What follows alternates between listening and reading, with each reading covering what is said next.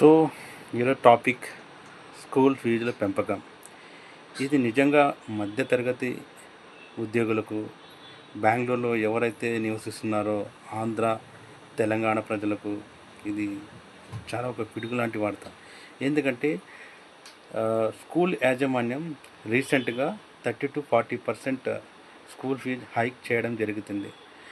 కారణం ఏదైనా కావచ్చు, బట్ సమస్య మాత్రం మధ్యతరగతి ప్రజలే ఎదుర్కొంటున్నారు. ఎందుకంటే వాళ్ళకు వచ్చే చాలని జీతంతో పిల్లల్ని గొప్పగా చదివించుకోవాలని, ఒక స్టాండర్డ్ నార్మల్ స్కూల్కి వెళ్ళినా కూడా ఫీజు ఒక 70,000 to 80,000 1 lakh పైనే వసూలు చేయడం జరుగుతుంది.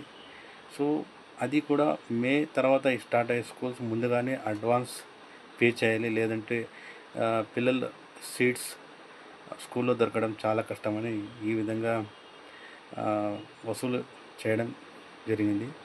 సో మేనేజ్మెంట్ అడిగితే వాళ్ళ సైడ్ నుంచి వచ్చే సమాధానం ఒకటే, ధరలు పెరుగుతున్నాయి.